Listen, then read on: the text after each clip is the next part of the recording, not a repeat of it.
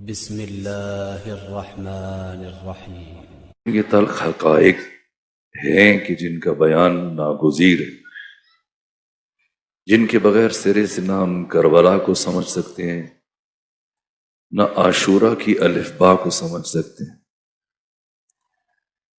اس لیے کہ جب تک ہمیں وہ تاریکیاں اور وہ ظلمتیں اور وہ گھٹا ٹوپ اندھیرے سمجھ میں نہیں آئیں گے، ہم فجر کا مفہوم درک نہیں کر سکتے۔ اسلام اور بنو امیہ دو متضاد حقیقتیں۔ بنو امیہ کا کبھی بھی اسلام سے کوئی تعلق نہیں رہا، اسے مخلوط نہ کیجیے۔ مقام صحابیت، شرف صحابیت، صحابیت بلند ترین درجہ ہے، اعلیٰ ترین درجہ ہے، عرفہ ترین درجہ۔ رسول اسلام کے وفادار، اطاعت گزار، جان نثار صحابہ پر ہماری نسلیں قربان ہو جائیں۔ امام علی زین العابدین نے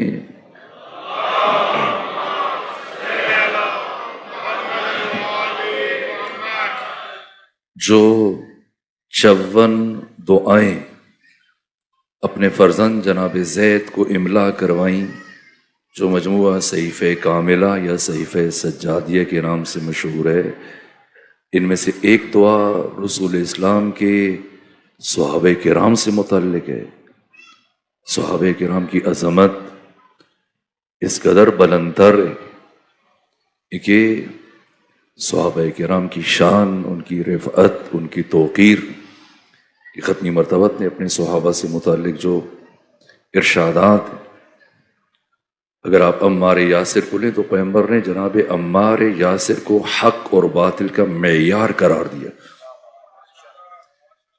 کوئی دنیا کا عالم اس حدیث کو جھٹلا نہیں سکتا، نہ اس کی سند پر خدشہ وارد کر سکتا ہے۔ پیغمبر نے فرمایا یا عمارو تقتلک الفئۃ الباغیہ، اے عمار آپ کو ایک باغی گروہ قتل کرے گا، کہ آپ انہیں جنت کی طرف بلائیں گے اور وہ لوگوں کو جہنم کی طرف لے کر جائے گا۔ عمار یاسر کہاں شہید ہوئے؟ جنگ صفین میں شہید ہوئے، علی کی نصرت میں شہید ہوئے، امیر شام کے ہاتھ سے شہید ہوئے۔ ابو ذر، پیغمبر اسلام نے فرمایا کہ زمین نے کسی کو اپنے پروں کے اوپر اٹھایا نہیں اور آسمان نے کسی پر سایہ کیا نہیں کہ جو میرے ابو ذر سے زیادہ سچا ہو۔ مقداد بن اسود سے متعلق فرمایا کہ مقداد کی حیثیت میرے باقی تمام اصحاب کے درمیان وہی ہے کہ جو حروف تہجی کے درمیان الف کی ہوتی ہے۔ یہ غیر معمولی شرف ہے۔ اور سب سے بڑھ کر حضرت جناب سلمان فارسی سے متعلق اس حد تک فرمائے کہ السلمان منا اہل البیت۔ صحابیت الگ ہے، بنو امیہ کا کردار الگ ہے۔ سمجھنا پڑے گا کہ صحابیت نے کیا کیا ہے اسلام کے لیے۔ مشکل ترین وقت میں پیغمبر کی نصرت کی، پیغمبر کی مدد کی، پیغمبر کی حمایت کی، پیغمبر کی تائید کی۔ جب انہیں گلیوں میں گھسیٹا جا رہا تھا، جب ان کے اوپر وزنی پتھر رکھے جا رہے تھے، عمار یاسر کی والدہ جناب سمیہ اسلام کی پہلی شہیدہ ہیں، اسلام کی وجہ سے ان کو شہید کیا گیا۔ اور کتنے صحابہ کرام ہیں، کیا کیا ظلم ہوئے۔ جناب حضرت بلال، حضرت عبداللہ ابن مسعود، کیا کیا ظلم برداشت کی۔ صحابہ الگ ہیں، بنو امیہ الگ ہیں۔ اگر کوئی سمجھتا ہے کہ 61 ہجری میں یزید ابن معاویہ ابن ابو سفیان ابن حرب ابن امیہ نے یہ جملے کہے کہ لعبت بنو ہاشم بالملک فلا خبر جاء ولا وحی نزل، کہ یہ سب بنو ہاشم کا نعوذ باللہ ایک ڈھونگ تھا، ڈرامہ تھا جو انہوں نے اقتدار کے حصول کے لیے رچایا۔ یہ محمد کہتا تھا مجھ پر وحی آتی ہے، مجھ پر قرآن نازل ہوا، کچھ نہیں تھا، نہ نبی نہ وحی، سب جھوٹ تھا۔ کاش بدر و احد میں مرنے والے میرے آبا اجداد زندہ ہوتے تو دیکھتے کہ اسی محمد کی بیٹیوں کو میں نے کس طرح اسیر بنایا ہے. یہ یزید نے کہا ہے, یہ یزید کا عقیدہ ہے, یہ یزید کی نگاہ میں پیغمبر اسلام کا مقام ہے. کون جھٹلا سکتا ہے؟ اور کیا یہ صرف یزید کا عقیدہ ہے؟ اہل تسنن اہل تشیع کی تمام منابع تاریخی میں اٹی ہوئی کتابیں, کسی کو انکار کی ضرورت نہیں. جب مصر کے گورنر عمرو ابن عاص نے اسے خدشہ لائق ہوا کہ مجھے حاکم شام کہیں معزول نہ کر دے, اپنی ضرورت ثابت کرنے کے لیے اس نے ایک انداز اختیار کیا اور اہل مصر کا ایک وفد اپنے ہمراہ لیا اور اس وفد کو تاکید کی کہ تم اس طرح سے حاکم شام کے دربار میں جانا کروفر کے ساتھ اور اس کو خلیفۃ المسلمین کہہ کے سلام نہ کرنا, امیر المومنین کہہ کے سلام نہ کرنا, نام لے کر سلام کرنا. اور حاکم شام پہلے سے اس کیفیت سے باخبر تھا, اسے اندازہ تھا کہ امر کیا چال چل رہا ہے. جب مولا متقیان کو جنگ صفین میں شکست دینے کے لیے اس نے عمرو ابن عاص کو مدد کے لیے بلایا تو عمرو ابن عاص نے اپنے 2 بیٹوں سے مشورہ کیا. ایک نے کہا چلے جائیں, دوسرے نے کہا کہ اپنے دین کو دنیا کے عوض نہ بیچو. لیکن عمرو ابن عاص نے کہا کہ میں ادھار پر یقین نہیں رکھتا, مجھے نقد چاہیے دنیا میں, تو مجھے مصر کی حکومت چاہیے. اور بالآخر یہ گیا اور جا کے معاملات طے ہونا شروع کہ اگر میں علی کو شکست دلوا دوں اور علی کے خلاف تمہاری مدد کروں تو تم مجھے بدلے میں کیا دو گے؟ حاکم شام نے کہا کہ میں تم سے وعدہ کر کے مکر بھی سکتا ہوں, لیکن میں تم سے وعدہ کر رہا ہوں کہ میں تمہیں مصر کی حکومت دوں گا. کہنا تم وعدہ کر کے نہیں مکر سکتے, تم اتنے ہوشیار نہیں ہو کہ مجھے تم مات دے سکو. اگر میرے بغیر یہ سب تم کر سکتے علی کے خلاف تو پھر مجھے مدد کے لیے نہ بلاتے. یقیناً میں ہوش میں, ذکاوت میں, ذہانت میں, سمجھداری میں, فہم و فراست میں, سیاست میں تم سے آگے ہوں. حاکم شام نے کہا نا ایسی بات نہیں ہے, چاہے میں نے تمہیں مدد کے لیے بلایا لیکن تم مجھ سے آگے نہیں جا سکتے.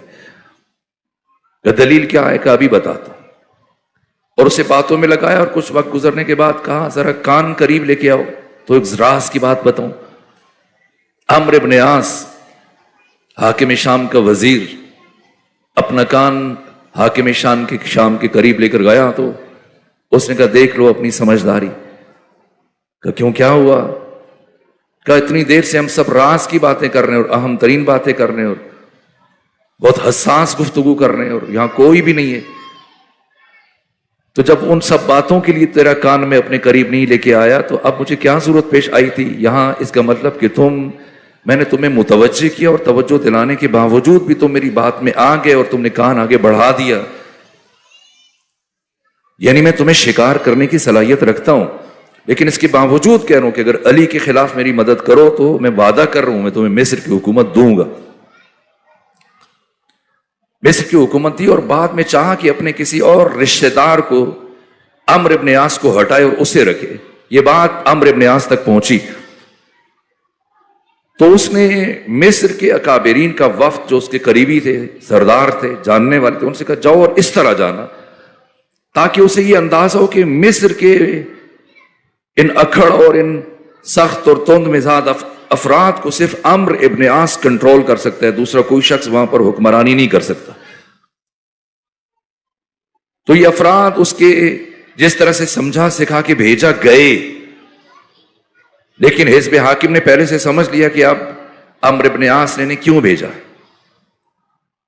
تو حاکم شام نے اپنے سپاہیوں کو اور جرنیلوں کو اور فوجیوں کو تاکید کی کہ انہیں عام راستوں سے نہ لے کے آنا, انہیں میرے فوجیوں کے بیچ میں سے گزارنا اور دھکے دیتے ہوئے ان کو رسوائی کے ساتھ, ذلت کے ساتھ, بہت حقیر بنا کر میرے پاس لے کے آنا.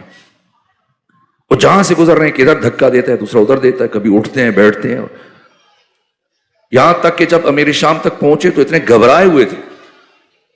عمرو ابن عاص نے کہا کہ تم اسے امیر المومنین یا خلیفۃ المسلمین کہہ کے سلام نہ کرنا, نام لے کے سلام کرنا, لیکن اس دھکم پھیل کے نتیجے میں وہ اس قدر بکھلائے ہوئے تھے، گھبرائے ہوئے تھے. جیسے ہی امیر شام کے سامنے پہنچے ان کیفیتوں سے گزرنے کے بعد تو سب نے سر جھکائے اور کہا السلام علیکم یا رسول اللہ. تمام بڑے بڑے اہل سنت محدثین مورخین نے یہ بات لکھی ہے. اور ابن حجر ہیثمی المکی کہتے ہیں کہ یہ اتنی بڑی بات تھی کہ اگر کوئی اور شخص ہوتا حاکم شام کے علاوہ اس کی روح کانپ جاتی یہ سن کر کہ کیا کہہ رہے ہو. لیکن آگے سے امیر شام ہنسنے لگ گیا، مسکرانے لگ گیا اور کوئی بات نہیں کی. احترام رسالت، مقام رسالت. یزید نے جو کہا، یزید کے آبا و اجداد آخر وقت تک، جب سردار بنو امیہ صخر کی موت ہوئی اس کے حجرے میں بت تھے، آخر وقت تک بت پرستی کرتا رہا. فتح مکہ کے موقع پر مسلمان ہو چکا تھا، لیکن غزوہ حنین کے موقع پر جب مسلمانوں نے وقتی ہزیمت اٹھائی اور ابتدا میں مسلمانوں کو شکست ہونے لگی تو خوشی سے نعرے بلند کرنے لگا اور کہا کہ دیکھ لیا لات منات حبل عزا کی مخالفت کا انجام. جو عقیدہ بیٹے کا ہے وہ باپ کا ہے، وہی عقیدہ دادا کا ہے. بنو امیہ الگ ہیں، اسلام الگ ہے. بنو امیہ الگ ہیں، صحابیت الگ ہے. یہ صحابہ کب اسلام لے کے آئے سمجھنا ہے. قرآن مجید کا فرما رہے کہ السابقون السابقون اولئک المقربون.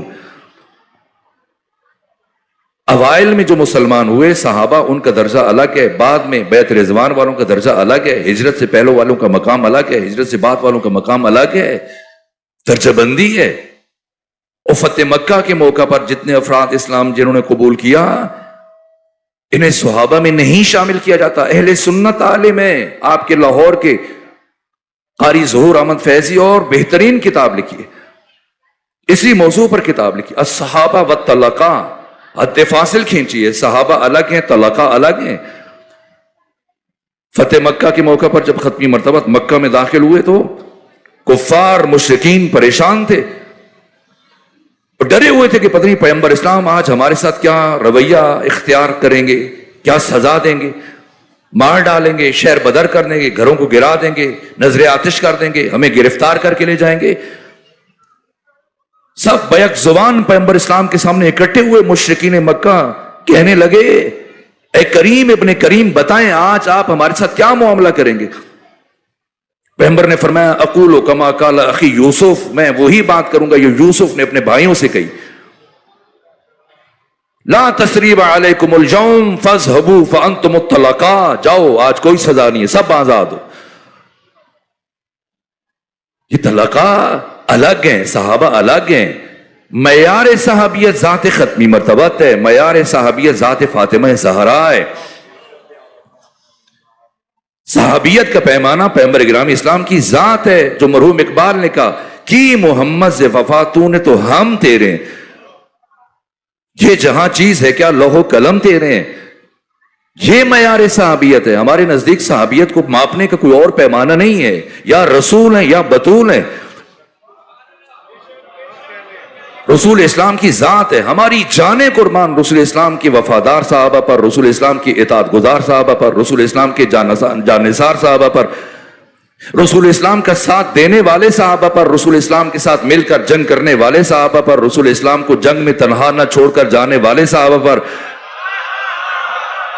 رسول اسلام پر ہذیان کا الزام نہ لگانے والے صحابہ پر، رسول سے اپنی آوازیں بلند نہ کرنے والے صحابہ پر، رسول اسلام کو قلم دوات دینے والے صحابہ پر، رسول کے دروازے پر گستاخیاں نہ کرنے والے صحابہ پر. معیار ذات نبوی ہے، معیار ذات مصطفیٰ ہے. صحابیت کا معیار یا رسول ہیں یا آپ کی بیٹی بطول ہیں. اسے امام حاکم نشاپوری نے بیان کیا، ایسے امام علی متقی ہندی نے بیان کیا، ایسے امام شمس الدین ذہبی نے بیان کیا. بڑے بڑے محدثین سب نے اس حدیث کو ذکر کیا. پیغمبر نے فرمایا ان اللہ یغضب لغضب فاطمہ ویرضی لرضاها. آپ اگر رضی اللہ کی بات کرتے ہیں تو پہلے سمجھیں کہ رضی اللہ کون ہے اور رضی اللہ کیسے بنتا ہے. پیغمبر کرام اسلام رضی اللہ کا معیار دے کر گئے ہیں کہ کون رضی اللہ ہوگا اور کون لعنت اللہ ہوگا.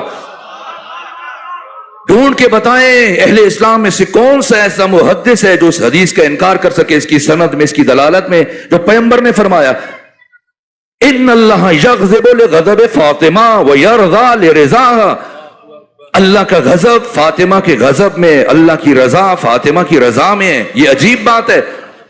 آیت اللہ وحید خراسانی فرماتے ہیں کہ پیغمبر گرامی اسلام نے اس حدیث میں اللہ کو اور توحید کو محور قرار نہیں دیا. پیغمبر اسلام نے یہ نہیں فرمایا کہ فاطمہ اس سے راضی ہے جس سے خدا راضی ہے، فاطمہ اس سے ناراض ہے جس سے خدا ناراض ہے. نہ، پیغمبر نے فرمایا کہ جس سے فاطمہ راضی اس سے خدا راضی، جس سے فاطمہ ناراض اس سے خدا ناراض. ختمی مرتبت نے محور توحید کو قرار نہیں دیا، محور ذات فاطمہ زہرا کو قرار دیا ہے. معیار صحابیت ذات فاطمہ زہرا ہے. جو فاطمہ زہرا کے دروازے پر جس کا سر جھک جائے گا وہ صحابی بھی بن جائے گا، رضی اللہ بھی بن جائے گا. اور اگر کسی کا سر نہ جھکا اور گستاخی کی، رضی اللہ نہیں بنے گا، لعنت اللہ علیہ ضرور بن جائے گا. معیار صحابیت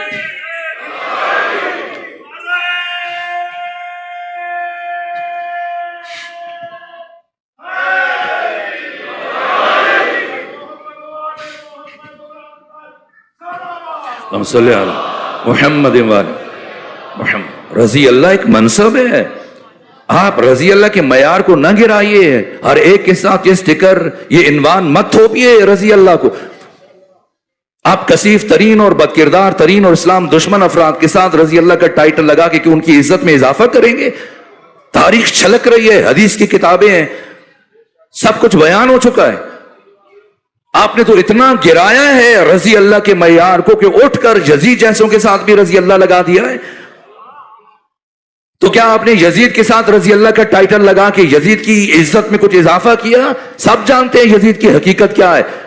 آپ نے یزید کے ساتھ رضی اللہ لگا کر یزید کی عزت میں اضافہ نہیں کیا. دنیا کو بتایا کہ رضی اللہ کی حقیقت کیا ہے، رضی اللہ کی حیثیت کیا ہے.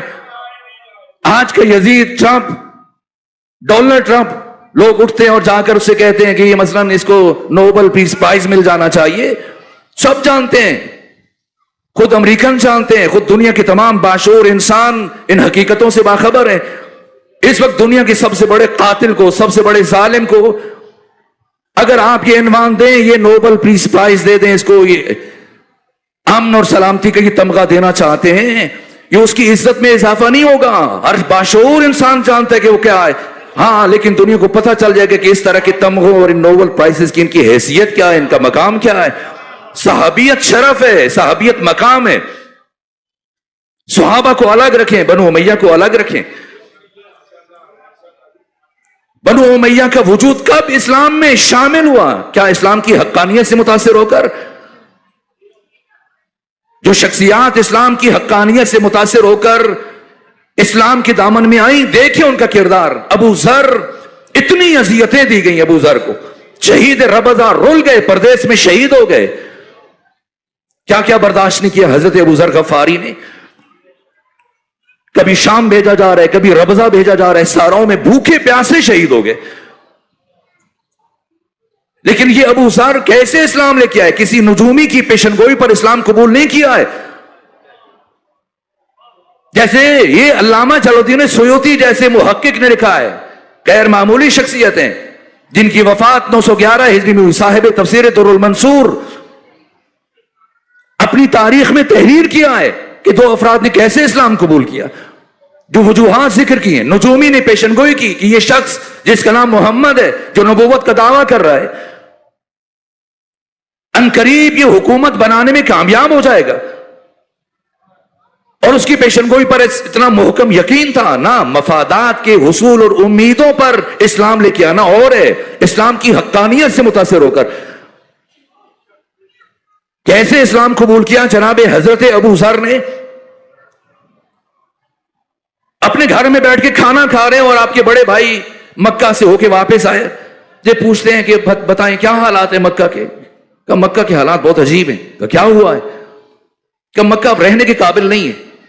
جو جائے امن تھا، آپ تو بھائی بھائی سے لڑ رہا ہے، باپ بیٹے سے لڑ رہا ہے، ایک گھر میں ناراضگیاں چل رہی ہیں، لڑائیاں چل رہی ہیں، فتنہ و فساد ہے، لڑائی جھگڑے ہو رہے ہیں. کہ کیوں کیا ہوا؟ کہ ایک شخص محمد ہے، اس کا نام محمد ہے، اور اس نے نبوت کا دعویٰ کیا، کہتا ہے میں اللہ کا نبی ہوں. اور مشرکین کے تمام بتوں کی مخالفت کرتا ہے، لات، منات، حبل، عزا، سب کی مخالفت کرتا ہے. وہ کہتا ہے خدا وحدہ لا شریک ہے. اور کیا کہتے ہیں؟ اور یہ کہتے ہیں، اور کیا کہتے ہیں؟ یہ کہتا ہے. اور بتاؤ، میں جاننا چاہتا ہوں کہ کیا بتاؤں. ہر بات نہیں کرتا ہے، روٹین سے ہٹ کر بات کرتا ہے. ابو ذر نے کھانا چھوڑا، اٹھے تو کہا کہاں جا رہے ہو؟ کہ تم نے تو بتایا ہے کہ ایک شخص ایسا ہے کہ جو معمول سے ہٹ کر باتیں کرتا ہے، نئی باتیں کرتا ہے. جا کے سنوں کیا کہتا ہے. یہ جو تم نے باتیں کی ہیں انہوں نے مجھے فکر مند کر دیا، اس کی باتوں میں وزن ہے.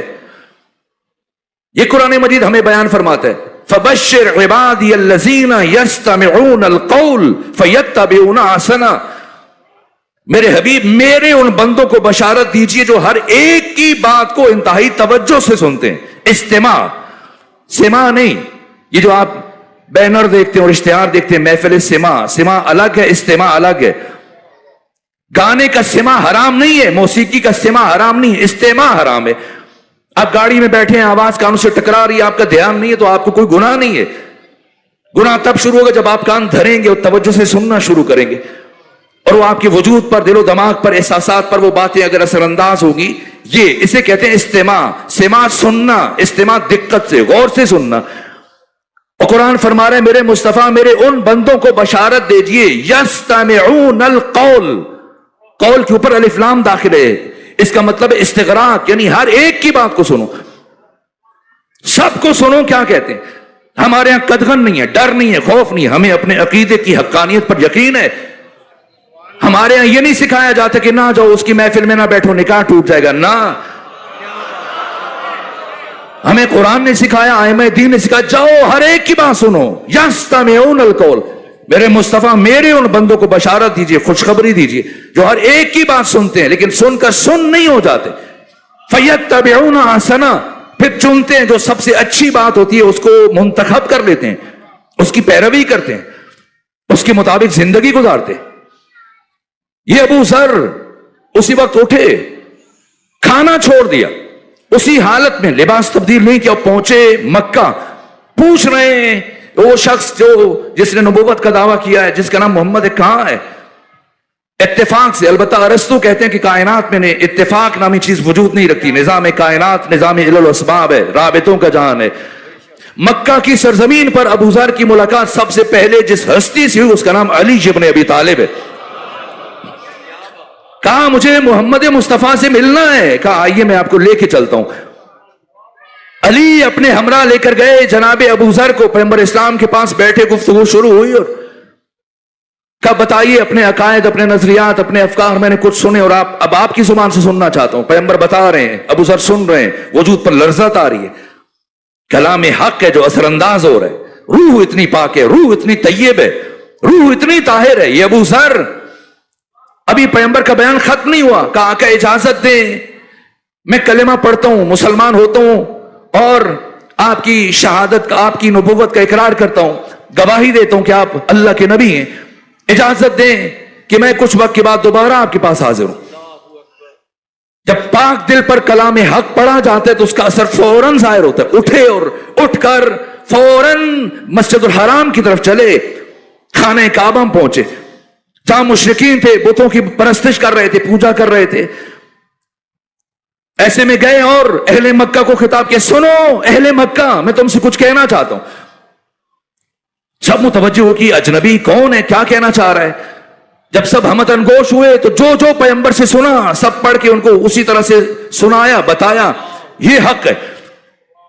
اور جب وہ متوجہ ہوئے کہ یہ تو پیغمبر سے مل کے آ رہا ہے اور یہ وہی باتیں کر رہا ہے، چاروں طرف سے پتھروں کی بارش ہوئی.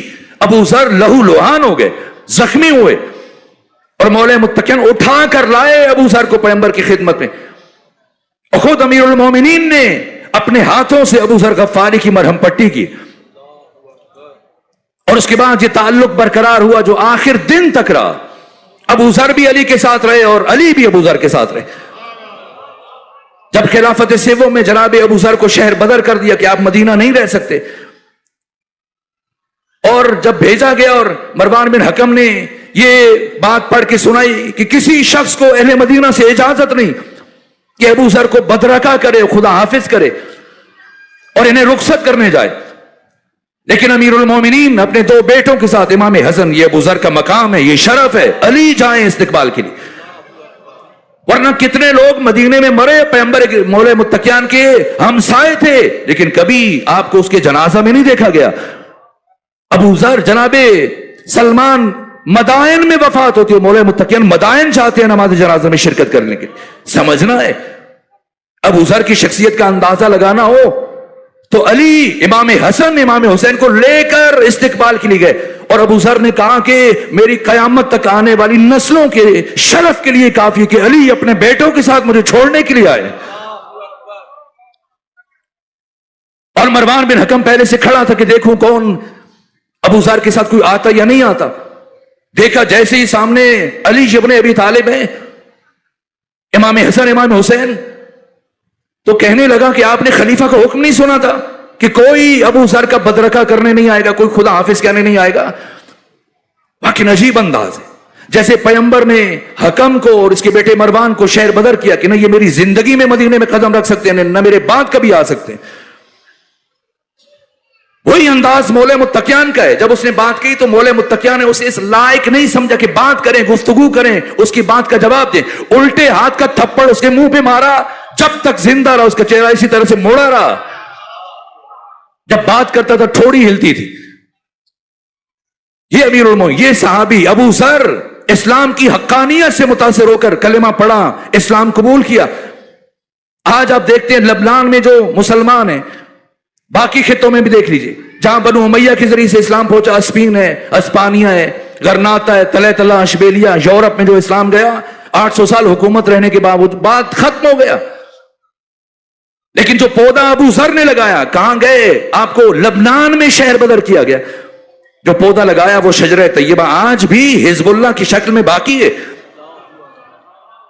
یہ حقانیت ہے جس کا اثر ظاہر ہوتا ہے. جو اسلام کی حقانیت سے متاثر ہو کے کلمہ پڑھ رہے ہیں، یہ صحابی ہیں، یہ شرف صحابیت ہے، یہ بلند ترین درجہ ہے. صحابہ کا بہت مقام ہے. سید سجاد ان کے حق میں دعائے خیر کر رہے ہیں. لیکن بنو امیہ کو صحابہ کے ساتھ مخلوط نہ کیجیے. یہ صحابہ رسول کی، پیغمبر اسلام کی، اصحاب کی توہین ہے.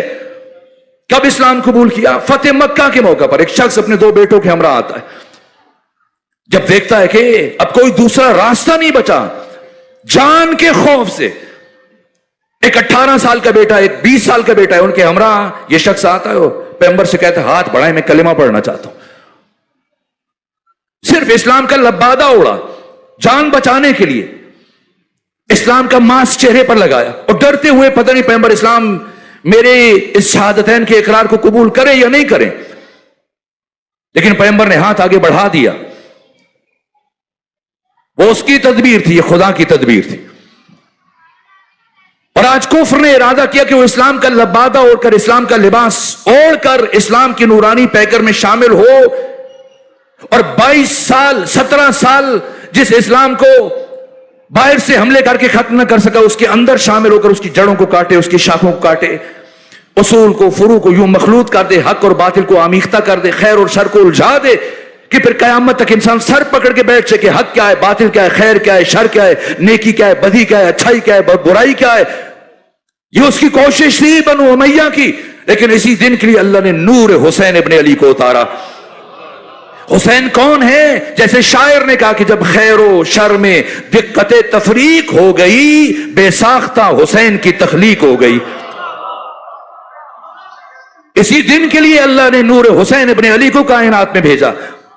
اور اب دوسری طرف دیکھیے، پیغمبر حکیم امت اسلامی ہے. پیغمبر اسلام عقل کل، مجسم عقل، سراپا عقل ہے.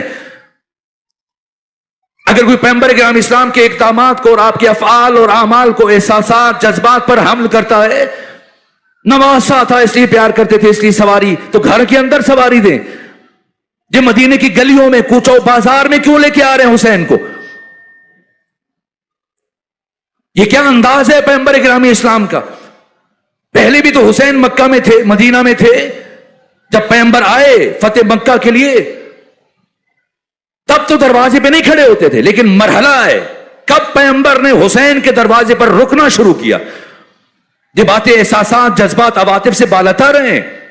عقل کل پیغمبر اسلام جس کی زبان وحی کے بغیر حرکت نہیں کرتی، جس کا قدم وحی الہی کے بغیر اٹھتا نہیں ہے، جیسے ہی پروردگار نے یہ دیکھا کہ اب کفر اسلام کا لبادہ اوڑھ کر اسلام میں داخل ہو رہا ہے، اب ضروری ہے کہ فجر کا تعارف کیا جائے اور فجر کا مقام اور شرف دنیا کو بتایا جائے۔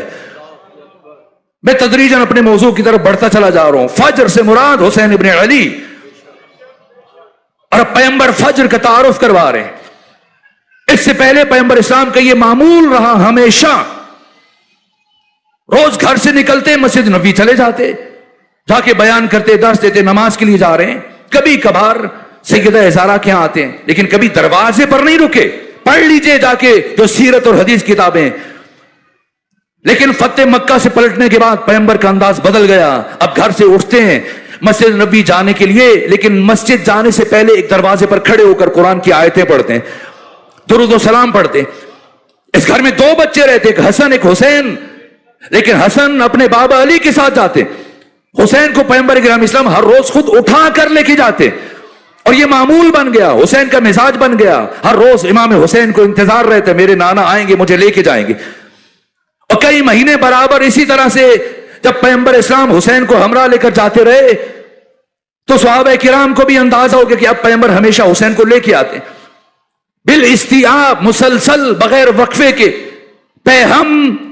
کئی مہینے تک پیغمبر ہر روز گھر سے نکلنے کے بعد مسجد آنے سے پہلے حسین کے دروازے پر کھڑے ہو کر انتظار کرتے ہیں، حسین تیار ہو کے باہر آتے ہیں، پیغمبر اٹھاتے ہیں، ساتھ لے کے آ جاتے ہیں۔ اور جب کئی مہینے گزر گئے اور صحابہ کے ذہنوں میں یہ مطلب راسخ ہو گیا، اور سب کو عادت ہوگی کہ پیغمبر اکیلے نہیں آتے، ہر روز حسین کو لے کے آتے ہیں، تب وحی الہی کے مطابق پیغمبر گھر سے چلے، لیکن آج حکم ہے کہ آج حسین کے دروازے پر نہیں جانا۔ یہ مشیت پروردگار ہے، یہ حکمت الہیہ ہے۔ اور پیغمبر اکیلے جب گھر سے چلے تو حسین کے گھر جانے کے بجائے سیدھے مسجد کی طرف چل پڑے۔ مجھے نہیں معلوم پیغمبر اب کس دل کے ساتھ جا رہے ہیں، لیکن حکم پروردگار ہے، سر تسلیم خم ہے۔ گئے مسجد میں چلے گئے، صحابہ مڑ مڑ کے دیکھ رہے ہیں، آج پیغمبر اکیلے آئے۔ یہاں تک کہ ختمی مرتبہ بڑھتے بڑھتے ممبر کی طرف بڑھے اور فراز ممبر پر تشریف فرما ہوئے۔ جب ممبر پہ بیٹھے تو حسب معمول خطبہ شروع کیا، بیان شروع کیا، گفتگو شروع کی، مسائل دین حلال و حرام بیان کرنے شروع کیے، اور صحابہ سن رہے ہیں، لیکن حیرت بھی ہے، ذہنوں میں سوال ہے کہ آج اپنے نواسے کو نہیں لے کے آئے۔ اور وہ بچہ جو برابر کئی دنوں سے اپنے جد بزرگوار رسول اسلام کے ہمراہ آیا کرتا تھا، آج کافی دیر انتظار کے باوجود بار بار متوجہ ہو رہے ہیں، آج میرے نانا نہیں آئے، آج پیغمبر اسلام مجھے لینے کے لیے نہیں آئے۔ یہاں تک کہ جب کافی وقت گزر گیا اور امام حسین نے محسوس کیا کہ آج میرے جد بزرگوار میرے نانا محمد مصطفیٰ کسی وجہ سے نہیں آ سکے، تو خود اٹھے اور چل پڑے مسجد کی طرف۔ اور جب مسجد پہنچے تو کیا منظر دیکھا کہ پیغمبر اکرم اسلام فراز ممبر پر تشریف فرما ہے، اور صحابہ کرام ہزاروں کی تعداد میں بیٹھے ہوئے پیغمبر کا بیان سن رہے۔ اب جگہ نہیں ہے کہ حسین آگے بڑھیں، وہیں پیچھے کسی نقطے میں کسی گوشے میں حسین بیٹھ جائیں، لیکن حسین وہاں نہیں بیٹھے اور چلتے ہوئے آگے بڑھ رہے ہیں۔ اور حسین کی کوشش ہے کہ کسی طرح سے خود کو پیغمبر اکرام اسلام کے قریب پہنچانے میں کامیاب ہو جائیں۔ کیوں؟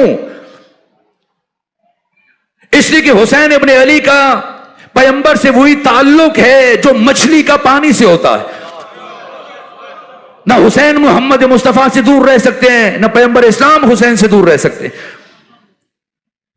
اسی کوشش میں، اسی محبت میں، اسی احساسات و جذبات کے وفور میں حسین بڑھتے چلے جا رہے ہیں، اور صحابہ کی صفوں کے درمیان سے گزرتے ہوئے۔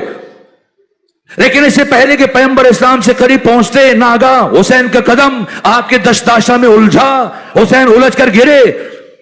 اس سے پہلے کہ بات آگے بڑھاؤں، عرض کروں، میرا عقیدہ امامت مجھے اجازت نہیں دیتا کہ میں کہوں کہ حسین گرے، اس لیے کہ حسین امام ہے، اور امام بچپنے سے امام ہوتا ہے۔ جس طرح سے امام کا ایک ایک لفظ جچا تلا اور نپا تلا ہوتا ہے، اسی طرح سے امام کا ایک ایک قدم جچا تلا اور نپا تلا ہوتا ہے۔ لغزش کا امکان نہیں، لرزش کا امکان نہیں، یہ ممکن نہیں کہ حسین گرے، لیکن آج خود خدا چاہتا ہے کہ حسین گرے، تاکہ مقام حسین قیامت تک آنے والے انسانوں پر روشن ہو جائے، عیاں ہو جائے۔ इधर हुसैन गिरे, इधर खत्मी मतबत ने मिंबर छोड़ दिया, बयान रोका, मिंबर से नीचे उतरे और तेजी से चलते हुए आगे बढ़े, गिरिया करते हुए खत्मी मतबत के वजूद पर कपकपी तारी है, जार जार अश्क बह रहे हैं। आगे बढ़े, हुसैन को उठाया, सीने से लगाया, चूमना शुरू किया और अपने सीने से चिमटाए हुए इस हालत में ये हिचकी बन गई पैगंबर की। और आकर जब आए तो इमाम हुसैन को नीचे बैठाने के बजाय अपने साथ मिंबर पर ले आए। ये पहली दफा हुआ कि पैगंबर जब मिंबर पर तशरीफ लाए तो हुसैन को गोद में लिए सीने के साथ चिमटाए हुए प्यार कर रहे, रो रहे। असहाबा हैरान है। मैं दस्ते अदब जोड़कर रूह रसूल से यह सवाल करता हूं, या रसूल अल्लाह, आप घर में नहीं बैठे, आप किसी निजी महफिल में नहीं है, आप मस्जिद नबवी में कार रिसालत अंजाम दे रहे हैं, फर्ज मनसबी अंजाम दे रहे हैं। इस्लाम एहसासात, जज्बात, अवातिफ से बालातर है। क्या हुसैन किसी बुलंदी से गिरे, घर की छत से गिरे? नहीं, चलते हुए गिरे, खुद उठ के बैठ जाएंगे। या जिस सहाबी के पास गिरे वो सहाबी बिठा देगा। क्या हुआ कि आपने खुतबा रोक दिया? क्या हुआ कि आप मिंबर से नीचे उतर आए? किसी से कह दे, खुद गए जाके हुसैन को उठाया तो वहीं बिठा दें, या अपने पास दाहिने जानिब जहां हर रोज बिठाया करते थे हुसैन इब्ने अली को, वहां बिठा दें। ये मिंबर पर क्यों लेकर आ गए? इस्लाम दीन इल्म है, दीन अक्ल है, दीन आगाही, दीन बसीरत, दीन शऊर, दीन हिकमत, एहसासात, जज्बात, अवातिफ से बालातर। फिर क्यों पैगंबर गिरामी इस्लाम हुसैन को अपने हमरा मिंबर पर लाए? क्यों खुतबा छोड़ा, मिंबर से उतरे, दौड़ते हुए गए, हुसैन को उठाकर लाए? वक्त नहीं कि मैं वजाहत अर्ज करूं और इसके अंदर मौजूद हिकमतों की तरफ इशारे करूं। आज से चंद 100 साल पहले ख्वाजा मोइनुद्दीन अजमेरी ने कलाम कहा था। इमाम हुसैन पर अब तक करोड़ों अशार लिखे जा चुके हैं, हर जबान में, अरबी में, फारसी में, संस्कृत में, हिंदी में, इलाकाई जुबानों में। लेकिन आलमी सतह पर इन अशार को जो पजीराई मिली है, शायद किसी शेर को वो पजीराई ना मिल सकी जो ख्वाजा मोइनुद्दीन अजमेरी ने लिखे। आप उर्दू जुबान है, आप में बाज पठान होंगे, पंजाबी होंगे, हिंद को बल्ती गलगिती बोलने वाले। इसके बावजूद इस मजमे में से मैं समझता हूं कोई एक फर्द ऐसा नहीं होगा जिसको ये अशार याद ना हो जो ख्वाजा मोइनुद्दीन अजमेरी के अशार हैं। इसके बावजूद कि हम फारसी जबान नहीं है, इसके बावजूद हर एक बच्चे को, बड़े को, जवान को याद है। मजालिस में पढ़े जाते हैं, नाजिम में मिंबर पढ़ता है, इश्तिहारात पर लिखे जाते हैं, शाह अस्तो हुसैन, बादशाह अस्तो हुसैन, दीन अस्तो हुसैन, दीन पना अस्तो हुसैन। ख्वाजा मोइनुद्दीन, क्यों शाह कह रहे हैं हुसैन को? शाह तो कोई और था, ये कैसा शाह कह रहे हैं हुसैन को जो तख्त पर बैठता है, ताज पर बैठता है, जिसके पास फौजें होती हैं? कना ऐसी शाह मुझे हुसैन के लिए सजती और जचती हुई नजर नहीं आती। हुसैन ऐसा शाह नहीं है जो जाहिरी लकड़ी के तख्त पर बैठकर लोगों के जिस्मों पर हुकूमत करता है। हुसैन वो शाह है जो कयामत तक आने वाले बाज़मीर इंसानों के दिलों पर हुकूमत करता है। अच्छा, ख्वाजा मोइनुद्दीन जब शाह कहा तो रुक जाएं, आप आगे बढ़े, इजराब किया और कहा नहीं, सिर्फ शाह नहीं, बादशाह अस्तो हुसैन। इससे कि शाह की शाही उसकी जिंदगी की हद तक होती है, लेकिन बादशाह की हुकूमत सरमदी होती है, लाजवाल होती है, अबदी होती है, आफाकी होती है, हमगीर होती है, यूनिवर्सल होती है, हमेशा रहती है। हुसैन हमेशा के लिए शाह है। ख्वाजा मोइनुद्दीन जब शाह कह दिया, बादशाह कह दिया तो बहुत काफी है, रुक जाइए। लेकिन ख्वाजा मोइनुद्दीन आगे बढ़े और कहा ना, शाह अस्तो हुसैन, बादशाह अस्तो हुसैन, दीन अस्तो हुसैन, दीन अस्तो हुसैन। ख्वाजा मोइनुद्दीन, ये आप क्या कह रहे हैं? आज का मुल्ला तो हुसैन को दीनदार मानने के लिए तैयार नहीं है, तो वो तो हुसैन के इस इकदाम को बगावत कहता है कि हुसैन ने खुरूज किया है, जुल्म किया है, शर के लिए उठे। आप हुसैन को दीनदार कह दें, आप तो इतना बड़े कि हुसैन को दीन कह दिया, और जब दीन कह दिया तो यहीं पर रुक जाइए। आप और आगे बढ़े, इजराब किया और आपने ये भी कह दिया दीन अस्तो हुसैन, दीन पना अस्तो हुसैन। لوگ آپ کے بارے میں خیال کریں گے شاید خواجہ معین الدین احساسات، جذبات اور عواطف کی رو میں بہ گیا اور بڑھتے بڑھتے مبالغہ آرائی سے کام لیا۔ میں دست ادب جوڑ کر خواجہ معین الدین کی روح سے استفسار کرتا ہوں، اے خواجہ معین الدین، جب شاہ کہہ دیا، بادشاہ کہہ دیا، دین کہہ دیا، تو پھر حسین کو دین پناہ کیوں کہہ رہے ہیں؟ یہ کہاں سے سمجھ میں آیا آپ کو؟ تو خواجہ معین الدین کا جواب ہوگا، میں نے کردار رسول سے سیکھا، میں نے عمل رسول سے سیکھا، میں نے سنت رسول سے سمجھا، میں نے سیرت مصطفیٰ سے سمجھا کہ مصطفیٰ جو منبر سے بیان کر رہے تھے وہ دین تھا، اور دین کا بیان کسی صورت نہیں رک سکتا، لیکن جب دین کے بیان کے سامنے دین پناہ آ جائے تو دین پناہ کے احترام میں پھر دین کے بیان کو رک جانا چاہیے۔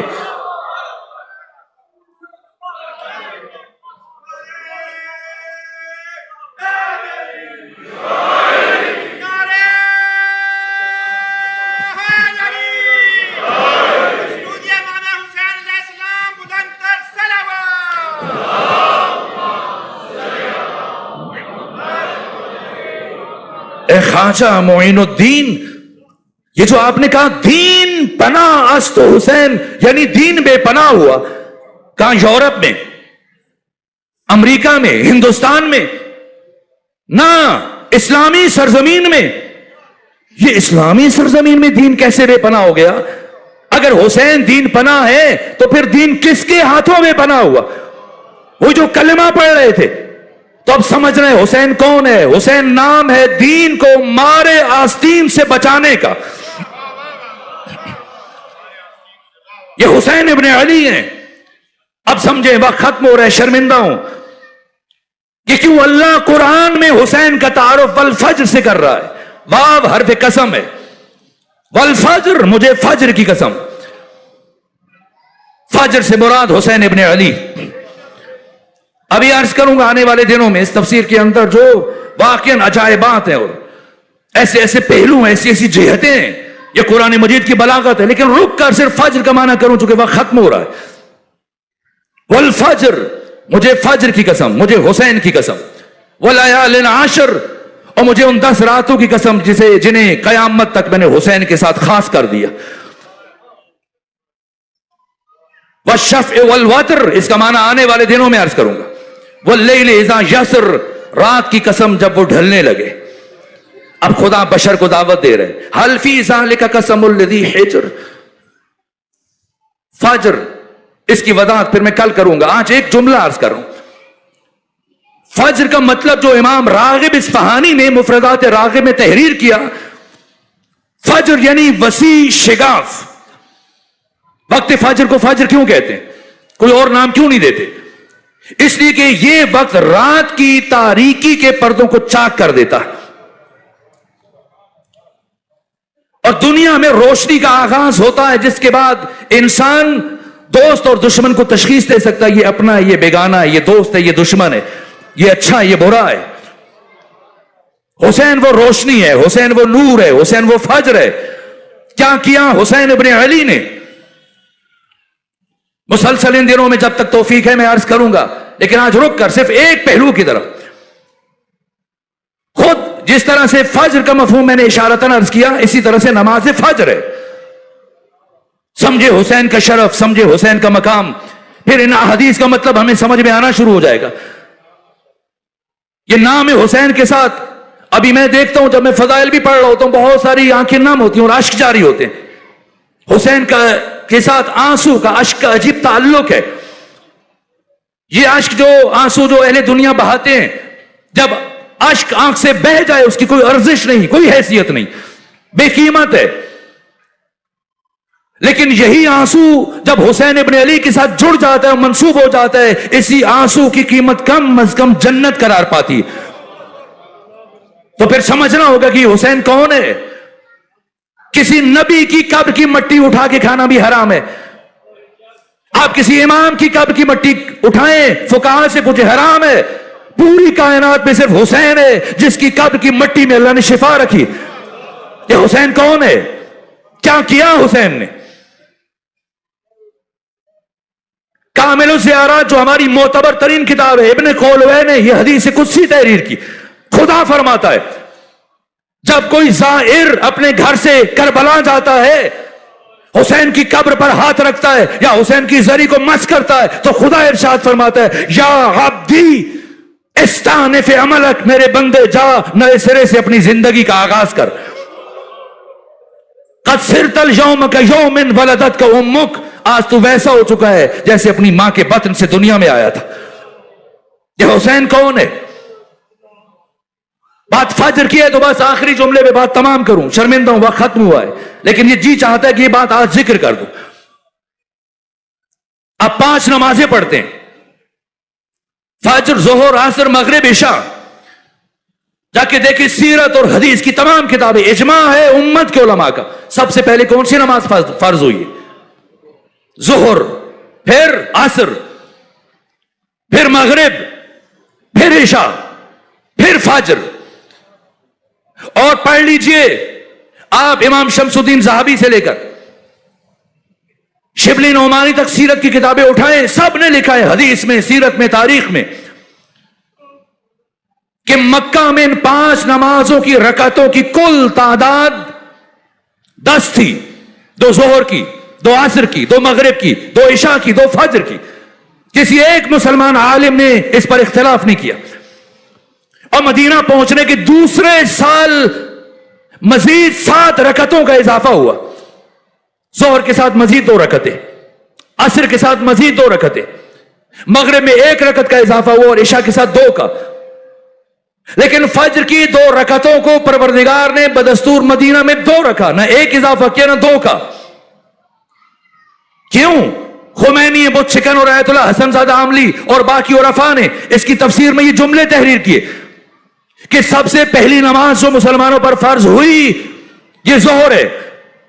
ظہر کی پہلی 2 رکعتیں شعر مقدس خدا سبحان نے اول جال میں 2 رکعتیں فرض کی.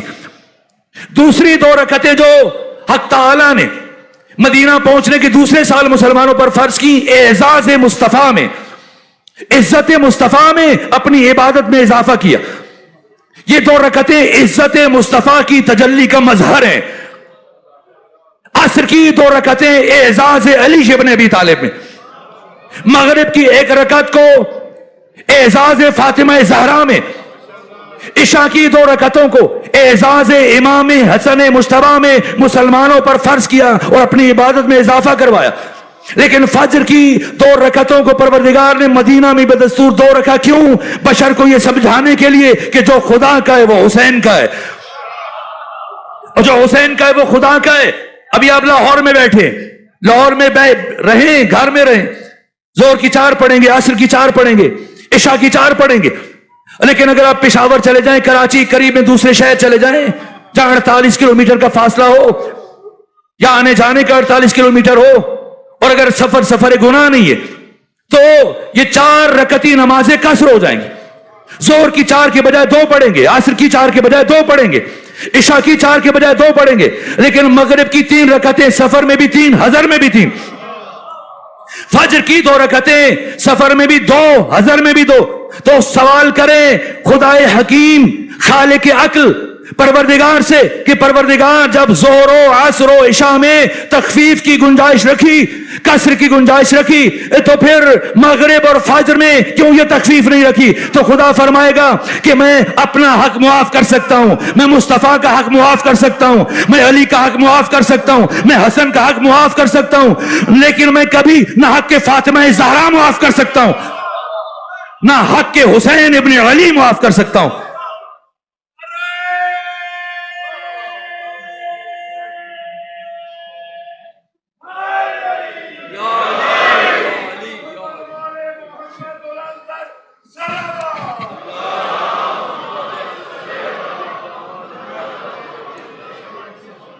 انبیاء مدیون ہیں حسین ابن علی کے.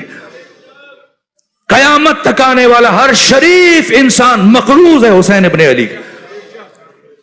کوئی ذی روح قیامت تک حسین ابن علی کا شکریہ ادا نہیں کر سکتا. آنے والے دنوں میں شرف حسینی میں عرض کروں گا، مقام حسینی کیا کیا امام حسین نے. یہ گفتگو کا دوسرا مرحلہ کل سے آغاز ہو جائے گا. کوئی انسان قیامت تک حسین ابن علی کا حق ادا نہیں کر سکتا. اگر آپ قیامت تک خون کے آنسو بہاتے رہے، وہ ایک تماچا جو حسین کی بیٹی سکینہ کے رخسار پر لگا، اللہ کی قسم ہم کبھی اس احسان کا شکریہ ادا نہیں کر سکتے. ساری کائنات مدیون ہے، مقروض ہے، ممنون ہے، احسان مند ہے حسین ابن علی کی، لیکن حسین کسی کی ممنون نہیں ہے سوائے ایک ذات کے، اور اس ہستی کا نام ہے زینب بنت علی. آتے ہوئے جاتے ہوئے راستے میں لوگ ملتے ہیں، کہتے ہیں مولانا التماس سے دعا. مومن ایک دوسرے سے کہتا ہے میری دعا کریں، التماس کرتے ہیں دعا کی. اور حسین جو خود اہل جنت کے سردار ہیں، ساری زندگی 57 سالوں میں حسین نے کبھی کسی سے نہیں کہا کہ آپ میرے لیے دعا کرنا، لیکن شہادت سے کچھ دیر پہلے جب بہن سے رخصت ہو رہے تھے، ایک مرتبہ حسین کہتے ہیں یا اختی لا تنسینی فی نافلۃ اللیل، بہن زینب مجھے کبھی نماز تہجد میں فراموش نہ کرنا. ساری کائنات مدیون حسین ابن علی کی، حسین مقروض ہیں زینب بنت علی کے. صرف حسین نہیں، امام زمانہ تک سارے آئمہ ہر ایک شکریہ ادا کر رہا ہے. وقت ختم ہو رہا ہے، بس جلدی جلدی دو جملے عرض کروں. یہاں تک کہ آیت اللہ مرشی نجفی فرماتے ہیں کہ مجھے آقا امام زمانہ خواب میں آئے اور مجھ سے کہا مرشی جاؤ فلاں گلی میں ایک شاعر رہتا ہے، اس سے میرا سلام پہنچاؤ اور اس سے کہو رات جو اشعار تم نے لکھے ہیں زمانے کا امام تمہارا شکریہ ادا کر رہا ہے. آقا مرشی کہتے ہیں یہ خواب دیکھا تو دوسرے دن میں اسی مقام پر جو امام نے بتایا میں چلا گیا، جا کے شاعر کو سلام کیا اور اس کو پیغام دیا کہ رات جو تم نے اشعار لکھے زمانے کا امام تمہارا شکریہ ادا کر رہے ہیں. اور شکریہ ادا کر کے آقا مرشی کہتے ہیں جب میں واپس آنے لگا تو میرے دل میں خیال آیا کہ میں دیکھوں کہ وہ کیسے اشعار ہیں کہ جن کے لیے امام زمانہ اس شاعر کا شکریہ ادا کر رہے ہیں. میں نے کہا شاعر اگر مناسب سمجھو وہ اشعار اٹھا کے لے آؤ میں بھی دیکھ لوں. وہ شاعر اشعار اٹھا کر لایا، وہ شعر جس کا پہلا شعر یہ تھا کہ سر نئی در نئی نوا می ماند اگر زینب نبود، کربلا در کربلا می ماند اگر زینب نبود، کربلا کربلا ہی میں رہ جاتی اگر زینب بنت علی نہ ہوتی. کیا کیا زینب بنت علی نے؟ شب عاشور 2 بچے ہیں اور دونوں کے سر اپنی ماں کی گود میں، ایک کا نام اون ہے ایک کا نام محمد ہے. اپنے ہاتھوں سے زینب بنت علی دونوں بچوں کے بالوں میں ہاتھوں سے انگلیاں پھیر رہی ہیں، ہاتھوں سے کنگھی کر رہی ہیں اور ساتھ وصیتیں کر رہی ہیں اور فرماتی ہیں میرے بچوں، اے اون، اے محمد، آپ علی ابن ابی طالب کے نواسے ہو، آپ جعفر طیار کے پوتے ہو. اے میرے شیرو، میرے بہادرو، کل آپ نے میدان جنگ میں جانا ہے اور کل آپ نے کوشش کرنی ہے جو آپ کے ماموں حسین ابن علی کا سب سے بڑا دشمن ہے جو انہیں قتل کرنا چاہتا ہے، آپ نے کوشش کر کے عمر ابن سعد تک پہنچنا ہے اور عمر ابن سعد کو قتل کرنا ہے. اور اے میرے بیٹو، اے اونو محمد، جب آپ جنگ کرتے کرتے اگر شط فرات تک پہنچنے میں کامیاب ہو جاؤ اور دریا کے کنارے پہنچنے میں کامیاب ہو جاؤ، اے میرے بچوں خبردار پانی نہ پینا، پانی نہ پینا، اس لیے کہ تمہارے ماموں حسین کے بچے تم سے زیادہ پیاسے. یہاں تک کہ عاشور کا دن طلوع ہوا اور ایک مرتبہ ثانیہ زہرا نے بچوں کو رخصت کیا، جاؤ اپنے امام پر قربان ہو جاؤ. بچے گئے، لیکن کچھ وقت گزرنے کے بعد ثانیہ زہرا کی نگاہ پڑی اون محمد پر. پوچھا بچوں میں نے آپ کو رخصت کیا تھا، پھر یہاں کیوں کھڑے ہیں؟ یہاں تک ان بچوں نے کہا ماما، اے ماں، آپ نے اجازت دے دی لیکن ماموں اجازت نہیں دے رہے، آقا حسین اجازت نہیں دے رہے. ایک مرتبہ خود چل کر گئیں اور کہنے لگی بھیا حسین میرے بچوں کو قبول کیجئے، میرے بچوں کی قربانی قبول کیجئے. کہا بہن زینب شاید ان کا بابا عبداللہ بن جعفر راضی نہ ہو، تو کہا کہ مجھے عبداللہ بن جعفر نے یہ کہا تھا کہ اگر جنگ کا مرحلہ آ جائے، اگر نبرد کا مرحلہ آ جائے تو آپ اپنے بیٹوں کو علی اکبر سے پہلے میدان کی طرف روانہ کرنا، آپ میرے اونو محمد کو علی اکبر سے پہلے روانہ کرنا. پھر امام حسین نے تحمل کیا. ثانیہ زہرا نے فرمایا میں آپ کو اپنے حق کا واسطہ دیتی ہوں، میرے بیٹوں کی قربانی قبول فرمائیے. یہاں تک کہ امام حسین نے قبول کیا اور اب دونوں شہزادوں کو تیار کیا گیا، جناب اون کو، جناب محمد کو تیار کرنے کے بعد اب میدان جنگ کی طرف روانہ کیا گیا. اور جب میدان جنگ کی طرف روانہ ہوئے تو بڑے بھائی نے چھوٹے بھائی سے کہا، جناب محمد نے اون سے کہا कि मैं मैमना की तरफ से जाऊंगा। अब मैसरा की तरफ से हमला आवर होना और कोशिश करना कि सफों को चीरते हुए हम कल्बे लश्कर तक आए, और कल्बे लश्कर में जो आका हुसैन का दुश्मन है उमर इब्ने साद, इस तक पहुंचने में कामयाब हो जाएं। जैसे मां ने वसीयत की हम उसे कत्ल करने में कामयाब हो जाएं। एक मर्तबा अली के नवासे जाफर तैयार के पोते सफे उलटते हुए मैमना से गुजर रहे हैं, एक भाई मैसरा से गुजर रहे, और दुश्मनों के दरमियान से जब गुजरते हुए कल्बे लश्कर के करीब पहुंचे और उमर इब्ने साद की निगाह इन दो शहजादों पर पड़ी। एक मर्तबा उनके तेवर देखकर घबराया, एक मर्तबा डरा कि ये तो मुझे कत्ल करने के लिए आ रहे। ऐलान किया, मेरे सिपाहियों, ये बच्चे मेरे करीब ना आने पाए, मुझ तक आने से पहले इनका काम तमाम करो। 12 जर्नैल अपने सिपाहियों के हमरा एक मर्तबा ओनो मोहम्मद पर टूट पड़े, जिसके हाथ में जो हथियार है वो हर हथियार चला रहा है, यहां तक कि ओन के सर पर एक गुर्ज लगा। ज़ैनब का बेटा जमीन पर आया, मोहम्मद के सर पर किसी शकी ने तलवार मारी, दोनों भाई जमीन पर आए और घोड़े से गिरते ही ओन की शहादत हुई, लेकिन मोहम्मद में रमक हयात बाकी थी। आवाज बुलंद की, मामू जान, आका हुसैन, मेरा आखिरी सलाम कबूल कीजिए। हुसैन इब्ने अली ने अबुल फजल अब्बास को आवाज दी, भैया अब्बास आओ ओन मोहम्मद को लेने के लिए। दोनों भाई पहुंचे और जैसे इमाम हुसैन जनाब मोहम्मद की लाश के करीब पहुंचे, रमक हयात बाकी थी, एक मर्तबा लब हिले, कहते हैं मामू जान, जाकर हमारी मादर गिरामी जनाब ज़ैनब को बताइएगा कि हम दोनों शत्ते फुरात के करीब पहुंच गए थे, इसके बावजूद हमने पानी नहीं पिया, हमने पानी नहीं पिया, हमने उनकी वसीयत पर अमल किया है। एक मर्तबा इमाम हुसैन ने मोहम्मद का लाशा उठाया, जनाब अब्बास ने ओन का लाशा उठाया, लेके वापस पहुंचे और जाकर जब खयाम के बाहर रखा, सारी बीबियां जमा हुई। इससे पहले जो भी लाशा जाता था सानिए ज़हरा सबसे पहले आती थी, लेकिन आज सब बीबियां मौजूद हैं, सानिए ज़हरा अभी तक नहीं आई। एक मर्तबा इमाम हुसैन ने फरमाया, फिजा जाकर मेरी बहन ज़ैनब को बताएं ओनो मोहम्मद की लाशें आ चुकी हैं।